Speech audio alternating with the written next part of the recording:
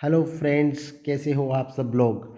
आज अपन जो मिले हैं वो इसलिए मिले हैं कि हम यूपीपीसीएस का जो सिलेबस है उसको डिस्कशन करने जा रहे हैं कि यूपीपीसीएस का जो नया सिलेबस आया है उसके अंदर क्या चेंजेज हुए हैं, वो क्या वेलकमिंग चेंजेज हैं यूपीएससी स्टूडेंट के लिए, वो फेवरेबल चेंजेज हैं या नहीं, और सिलेबस में क्या है, कौन से टॉपिक के ऊपर ज़्यादा फोकस करना चाहिए, क्या बढ़िया बातें हुई हैं, उन सभी को मैं मेरा जो इसके सिलेबस को लेके पर्सपेक्टिव है वो मैं आपको यहाँ पे बताने जा रहा हूँ। तो सबसे पहले ना मेरा मुझे इस पेपर इसमें क्या किया है कि इन्होंने ऑप्शनल को ना रिमूव कर दिया। ऑप्शनल को रिमूव करना ना इनकी मुझे लगता है कि सबसे बढ़िया बात इन्होंने की है कि ऑप्शनल को कर दिया इन्होंने रिमूव, और उसकी जगह टोटल अब 6 जीएस के पेपर होंगे।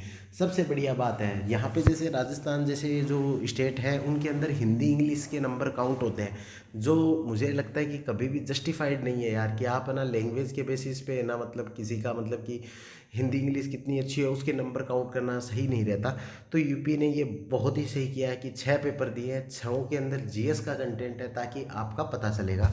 तो उसमें से 4 पेपर है ना ऑलमोस्ट जो यूपीएससी का जीएस 1 2 3 4 है ना उसकी एकदम बराबरी वाले हैं। तो यदि आप यूपीएससी की तैयारी कर रहे हो ना तो आपके चारों के चारों पेपर तो वैसे ही तैयार है। अब आपको लगेगा कि सर पांचवा और छठा पेपर अलग से तैयार करना है। अरे भाई, अलग से कुछ तैयार नहीं करना पांचवें और छठे पेपर का। पांचवें छठे पेपर का इसलिए अलग से कुछ भी तैयार नहीं करना क्योंकि ये सारे रिपीटिशन ऑफ टॉपिक है यार। मतलब आप नेशनल पार्क, अब नेशनल पार्क तो आप पूरे इंडिया की तैयार करोगे, आप हो जाए नेशनल पार्क इन यूपी, तो भाई वो 2 नेशनल पार्क है उनको याद कर लो बस। और है ना इंफ्रास्ट्रक्चर पूरे इंडिया का पढ़ते हो, इश्यूज वही आएंगे सारे। अब गवर्नर ऑफ यूपी, अरे गवर्नर यूपी का कोई नया कंसेप्ट आएगा क्या? देखो अपना सिलेबस देखेंगे ना तो आपको लगेगा कि ये सिलेबस है ना जितना बड़ा है ना उतना ही छोटा है। सेम रिपीटिशन है, पांचवें और छठे पेपर के अंदर सारा रिपीट किया हुआ है इन्होंने अलग अलग जगह से। और इवन जो यूपीएससी के कुछ साइलेंट टॉपिक्स होते थे ना उनको भी इन्होंने पूरा एक्सप्लेन किया है। तो चलो अपन देखते हैं, ठीक है। पहला यहाँ पे इंडियन आर्ट एंड कल्चर वो सेम टू सेम है, मॉडर्न इंडियन हिस्ट्री सेम है, फ्रीडम स्ट्रगल सेम है, पोस्ट इंडिपेंडेंस सेम है। ये यहाँ पे वर्ड हिस्ट्री, जो वर्ड हिस्ट्री आती है यूपीएससी के अंदर है ना, मतलब कि जनरली एक्सप्लेन नहीं करते कि वर्ड हिस्ट्री के अंदर वो क्या क्या पूछने वाले हैं। उसकी वजह से वो कभी मलाया प्लेट हुआ क्वेश्चन पूछ देते हैं, कभी किसी का पूछ देते हैं। लेकिन यहाँ पे इन्होंने ये जो बढ़िया काम किया है ना, उन्होंने ये बढ़िया काम किया कि उस सिलेबस को एक्सप्लेन कर दिया कि ये चीज़ भी आएगी, ये चीज़ भी आएगी। ये तो बहुत बढ़िया किया है। फिर उसके बाद ये जो सोसाइटी के टॉपिक हैं वो कॉमन टॉपिक हैं, सारे नॉर्मल टॉपिक जो यूपीएससी वाले टॉपिक हैं सेम टू सेम रिपीट किया है। उसके बाद ज्योग्राफी का अपन देखें तो ज्योग्राफी का सेम सिलेबस है ना इन्होंने वापस से रिपीट किया है।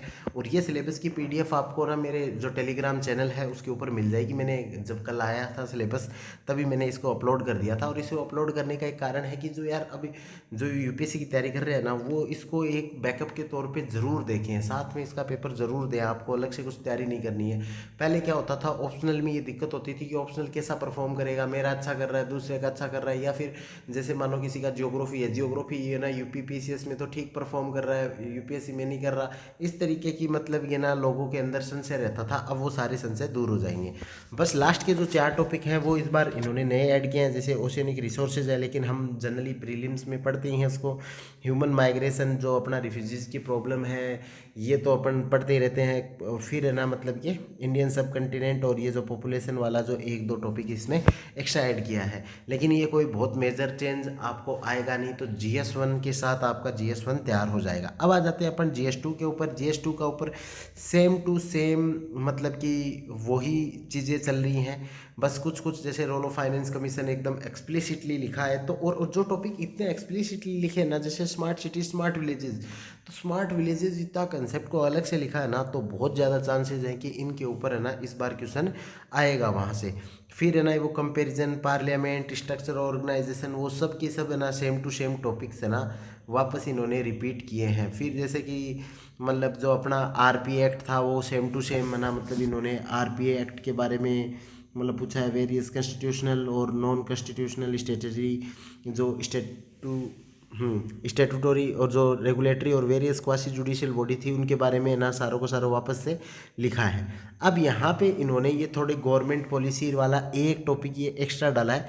ये टॉपिक इसलिए एक्स्ट्रा डालने की कोशिश की है कि ताकि ये ना लगे कि देखो हमने यूपीएससी का कॉपी कॉपी किया है। और ये जो अलग से टॉपिक डाले हैं ना, तो लिटरली मेरा ये एक्सपीरियंस रहा है, जैसे कि RS 2016 से RS 2018 में जो नए टॉपिक डले थे ना उनके ऊपर क्वेश्चन आए थे। तो जो टॉपिक नए डल गए ना तो उनके ऊपर है ना ये मान के चलो कि क्वेश्चन आने आने की संभावना ना बहुत ही ज़्यादा है। फिर ये वापस एनजीओ सेल्फ हेल्प ग्रुप वाले वो वापस से आ गए, फिर वनरेबल सेक्शन वापस से आ गया, फिर जो सोशल वाला एकदम ठीक है, पोवर्टी हंगर वापस से आ गए, फिर इसमें ये ई गवर्नेंस ट्रांसपेरेंसी वाले ये टॉपिक ठीक है, फिर रोल ऑफ सिविल सर्विसेज वगैरह वाला आ गया, फिर ना अपने बायलेटरल और ये मतलब ये बाकी के सारे जो आईआर वाले टॉपिक है ना वो तो सारे के सारे सेम है। तो इसमें मतलब जनरली केवल एक दो टॉपिक को इन्होंने एक्स्ट्रा इंक्लूड किया, और जिनके ऊपर एक्स्ट्रा इंक्लूड किया, जिनके ऊपर स्पेसिफिक है ना मतलब कि फोकस किया गया ना, तो चांसेस हैं कि वहाँ से ना मतलब कि क्वेश्चन और भी ज़्यादा आए। तो आई थिंक कि पेपर 1 पेपर 2 आपको एकदम से क्लियर है। फिर पेपर 3 के अंदर यदि अपन देखते हैं तो पेपर 3 के अंदर वही एसडीजी, इकोनॉमिक प्लानिंग, पोवर्टी वाले जो गवर्नमेंट बजट वगैरह हैं वो सारे के सारे चीज़ें एकदम सेम रिपीट की गई हैं। वही food stock, food security, food processing, land reforms, सारे के सारे चीज़ें सेम हैं। इंफ्रास्ट्रक्चर भी सेम है, लिबरलाइजेशन वगैरह भी, साइंस एंड टेक्नोलॉजी है इसमें, achievement of Indians awareness in the field of ICT वगैरह सेम है। इन्वायरमेंटल जो इकोसिस्टम वगैरह, बायोडाइवर्सिटी वगैरह सेम है। डिजास्टर मैनेजमेंट सेम है। इंटरनल सिक्योरिटी सेम है। इसमें बस ये लास्ट में है ना मतलब कि ये जो मतलब ये इश्यूज ऑफ एग्रीकल्चर, हॉर्टिकल्चर, ये एक थोड़ा सा टॉपिक एक्स्ट्रा ऐड कर दिया। बाकी GS3 A to Z same है। मतलब आपको कुछ भी यूपी के लिए एक्स्ट्रा ना मतलब तैयार नहीं करना पड़ेगा। एक बात ज़रूर याद रखना, जब भी आप ना स्टेट पीसीएस का एग्ज़ाम दो ना, जैसे फॉर एग्जांपल कि आपसे पूछें कि ना मतलब कि जीडीपी क्या होती है, ये नॉर्मल सा क्वेश्चन है, तो जीडीपी के बारे में आप बताओ। और लेकिन अब एग्जाम्पल जब पुट कर रहे हो ना, तब आप इंडिया की जीडीपी की बताए ना यूपी पीसीएस, जो यूपी की जो जीडीपी है ना उसको मेंशन करो, ताकि ऐसे ना फील आए कि हाँ यार ये यूपी का आंसर लिख रहा है। तो उस चीज़ को आपको ना मतलब कि एक ध्यान रखना है कि जब भी कोई एग्जाम्पल पुट करने की कोशिश करें, कोई फैक्ट, कोई डेटा पुट करने की कोशिश करें, चाहे जो GS 1 2 3 हो, उसके अंदर भी आपको यूपी रिलेटेड डेटा ना पुट करने की कोशिश करनी है। फिर GS 4 का सिलेबस तो देखो एग्जैक्ट सेम टू सेम, आठों वो कोई आठों के आठों पॉइंट ना सेम टू सेम उठाए गए हैं, तो कोई दिक्कत नहीं आएगी। जिन्होंने यूपीएससी की तैयारी की है वो यूपी पीसीएस में एकदम रॉक कर देंगे, सेम टू सेम सिलेबस है। अब जो इनका वैल्यू एडिशन, जो ये नई चीज़ें जो ये बताने वाले हैं, वो है इनका पेपर 5 पेपर 6। अब GS पेपर 5 और GS पेपर 6 में ऐसे थोड़ा सा आपको लग सकता है कि सर इन नए पेपर्स के अंदर क्या आ रहा है, या मतलब इनमें क्या है। तो अब देखो इनके एक एक पॉइंट को देखना। मैंने जैसे बताया था सिलेबस में केवल रिपीटिशन है, नथिंग एल्स है, ठीक है। और यूपी ऐसे कोई अलग से स्टेट नहीं है कि मतलब अलग से उस प्रकार का स्टेट नहीं है। जैसे फॉर एग्जांपल राजस्थान का आर्ट एंड कल्चर इंडिया के आर्ट एंड कल्चर से हज़ारों कोसों दूर है। फिर राजस्थान की हिस्ट्री, यहाँ का जो सारा सिस्टम है, पूरी जियोग्राफी, सब कुछ डिफरेंट हो जाता है। लेकिन यूपी के अंदर वो प्रॉब्लम नहीं आती, क्योंकि ये मेन स्ट्रीम के अंदर, मेन स्ट्रीम का एकदम स्टेट है। सारा अपन यूपीएससी के अंदर इसका पढ़ते हैं। अब जैसे history, civilization, culture, ancient cities of UP, ये सारी की सारी बनारस, कानपुर, मथुरा, ये मतलब कि ये सारी की सारी सिटीज़ अपन इलाहाबाद वगैरह सारा देखते ही हैं। फिर आर्किटेक्चर अपन यूपी का लगभग सारा आर्किटेक्चर वैसे भी पढ़ते हैं, कुछ भी नहीं आया। फिर इन्होंने क्या किया ना कि जो GS 1 का जो था ना कंसेप्ट, 1857 में क्या हुआ, फिर जो ट्राइबल इश्यूज क्या है, तो वो मतलब कि जो भी अपना जो बाकी GS के जो टॉपिक्स थे ना उसको यूपी के कंसर्न में लिख दिया है। तो इसमें ना आप तैयारी करना ना, ऐसे मान लो GS 5 और GS 6 के लिए ना आपको दोनों के लिए 10-10 दिन से ज़्यादा की जरूरत नहीं पड़ेगी। क्यों नहीं जरूरत पड़ेगी, अब बताओ। पॉलिटिकल सिस्टम है यूपी में, governance, governor, chief minister, council of ये, state assembly, state council, centre state relation, ये तो आपका GS 2 के अंदर जब आप तैयार करोगे तब अपने आप ही तैयार हो गया भाई साहब। इसमें तो बहुत कुछ एडिशन करना ही नहीं है आपका। अब पब्लिक सर्विस कमीशन हो गए, ऑडिटिंग, एडवोकेट, हाई कोर्ट, ये सेम टू सेम तो भाई साहब वो की वो है। तो इसमें ना स्पेशल स्टेट के क्या क्राइटेरिया है, ऑफिशियल लैंग्वेज के क्या है, ये कंसोलिडेट फंड वगैरह, ये ना state election commission of UP, ये तो सारे के सारे आप वैसे भी पढ़ते हो। तो इसमें देखो मैंने बताया था ना केवल रिपीटिशन है, नथिंग एल्स। अब देखो गुड गवर्नेंस आप इथिक्स में भी पढ़ोगे, GS 2 में भी पढ़ोगे, फिर करप्शन भी वहाँ आता है, लोकायुक्त भी आता है, सिटीजन चार्टर दोनों जगह आता है, ई गवर्नेंस आता है, RTI आता है, रिड्रेसल पॉलिसी आता है। मतलब सेम टॉपिक उन्होंने रिपीट कर दिए। लैंड रिफॉर्म्स, अब देख लो लैंड रिफॉर्म्स, यहाँ देख लो अपना ये GS 3 के अंदर यहाँ पे ऑलरेडी लैंड रिफॉर्म्स दिया हुआ था। तो लैंड रिफॉर्म्स का ना टॉपिक इन्होंने यहाँ पे क्या कर दिया, रिपीट कर दिया। अब देखो ये इश्यूज रिलेटेड टू सिक्योरिटी, भाई साहब ये 500 के 500 पॉइंट यूपीएससी वाले इन्होंने GS3 वाले पॉइंट उठाए हैं। एक्सट्रीमिज्म के बीच में लिंकेज क्या है, रोल ऑफ क्या है, फिर cyber security, money laundering prevention, security forces क्या ना वो है। अब ना सिक्योरिटी फोर्सेज अब BSF है, पूरे इंडिया की BSF है भाई, वो यूपी के लिए अलग से BSF थोड़ी ना आएगी। फिर इससे जैसे मतलब ITBP है, ये सारे के सारे पॉइंट ना आप देख सकते हो कि वहीं से आ रहे हैं। फिर अब मेडिकल एंड हेल्थ कोई अलग टॉपिक थोड़ा आएगा, वो इश्यूज़ है। आप ना मतलब इंडिया वाले इश्यूज़ हैं वो यहीं आएंगे। एजुकेशन के अंदर भी वही इश्यूज़ हैं। अब contribution of UP in GDP, अब मतलब आप ना किसी भी एक चीज़ का ना मतलब किसी भी स्टेट का कंट्रीब्यूशन बताओगे तो उसी प्रकार का होगा। बस करंट अफेयर ऑफ यूपी ये थोड़ा सा ना मतलब कि नया है। Tourism of UP, NGOs in UP, इसमें केवल है ना आपको नीचे वाले जो ये 4-5 है ना, इसमें इन टॉपिकों में है ना ये सारे के सारे टॉपिक है ना, टूरिज्म, NGO, जल शक्ति मिशन, ये सारे के सारे आप तो GS में वैसे ही तैयार करते हो। बस यूपी स्पेसिफिक आपको क्या कर लेने हैं, कुछ एग्जाम्पल्स तैयार कर लेने हैं, कुछ है ना फैक्ट्स तैयार कर लेने हैं, कुछ है ना मतलब यूपी से रिलेटेड करंट अफेयर तैयार कर लेना है। उतना आपके लिए मतलब कि मोर देन सफिशिएंट होगा। ठीक है, तो GS5 के अंदर है ना मुझे नहीं लगता कि आपको ना कुछ बहुत ज़्यादा मतलब कि नया पढ़ने की ज़रूरत है। अब GS6 के अंदर आते हैं।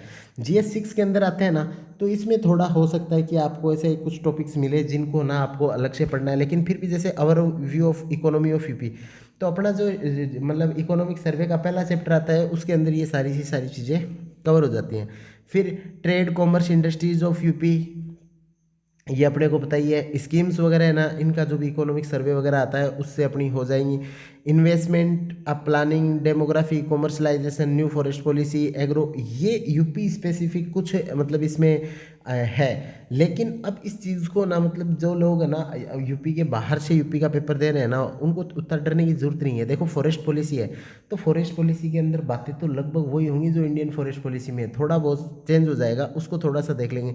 अब ज्योग्राफी ऑफ यूपी के अंदर बहुत कुछ ज़्यादा चेंज नहीं होगा। वो मतलब कि प्लेन कैसे बने यार, वो सारी चीज़ें तो अपने को पता ही है। नेशनल पार्क जैसे मिलता है पूरा इंडिया पढ़ेंगे तो यूपी का क्या अलग है। ट्रांसपोर्ट नेटवर्क अपने को पता है, पूरी सारा पढ़ा है, वही का वो आएगा। इंफ्रास्ट्रक्चर सेम आएगा। पॉल्यूशन इन्वायरमेंट यूपी में क्या कोई अलग से मतलब कि पॉल्यूशन के इश्यूज थोड़ी ना होंगे। बस अपने को रीजन स्पेसिफिक मतलब कि एग्जाम्पल्स ना मतलब कि तैयार करने। नेचुरल रिसोर्सेज, वो सोइल वाला जो अपन GS1 के अंदर, ये GS1 का टॉपिक हो गया, ये GS3 का टॉपिक, ये GS3 का टॉपिक, ये मतलब कि अपने होते हैं। ये PP वाला अपन ना मतलब जनरली पढ़ते हैं। तो मतलब ये आप देखो कि इसमें ना GS5 के तो जितने भी टॉपिक्स हैं ना वो मुझे लगते हैं कि सेम रिपीटिशन ही है जो GS1, 2, 3 के हैं। इस पेपर में ज़रूर जो 6th पेपर है उसके अंदर है ना मतलब कि ज़रूर कुछ टॉपिक्स हैं वो अलग आए हैं। लेकिन मैंने ये चीज़ एक जनरली देखी है कि इन जैसे अब इन्वेस्टमेंट है, इन्वेस्टमेंट इन यूपी, अब आपको तो मानो कि यूपी का इन्वेस्टमेंट का नहीं पता, आपको बस 3-4 एग्जाम्पल पता है। तो इन्वेस्टमेंट के मॉडल्स कौन कौन से होते हैं, इन्वेस्टमेंट किस तरीके से मतलब कि ना इकोनॉमी को इम्पेक्ट करता है, किस तरीके से सेविंग इन्वेस्टमेंट का रुख किस तरीके से इन्फ्लुएंस करता है पूरी इकोनॉमिक की जो माइक्रो इकोनॉमिक टर्म्स होती हैं उनको किस तरीके से इन्फ्लुएंस करता है। वो तो बेसिक्स तो आपका वैसे ही तैयार है, बस आपको यूपी के कंसर्न मतलब कि आपको तैयार करना है। तो ये आज हमने ना मतलब यूपी का पूरा सिलेबस को अपन ने देखा है। फिर भी आपको लगे कि सर इसको सिलेबस को और ज़्यादा डिटेल में बात की जाए तो फिर अपन फिर से देख लेंगे। लेकिन ओवरऑल मेरा यही इस पे व्यू है कि ये बहुत ही अच्छा स्टेप है। इससे आप बच्चों के ऊपर बहुत ज़्यादा लोड है वो ख़त्म हो जाएगा। और 6 GS पेपर होने से मतलब कि और भी ज़्यादा मतलब कि बेनिफिट है, क्योंकि वो 5th और 6th है वो लगभग सेम इन्हीं का रिपीटेशन है। यानी GS4 के 1, 2, 3, 4 के ऊपर जिसकी कमांड है ना वो पक्का ही UPPCS जैसे एग्ज़ाम के अंदर टॉप मारेगा।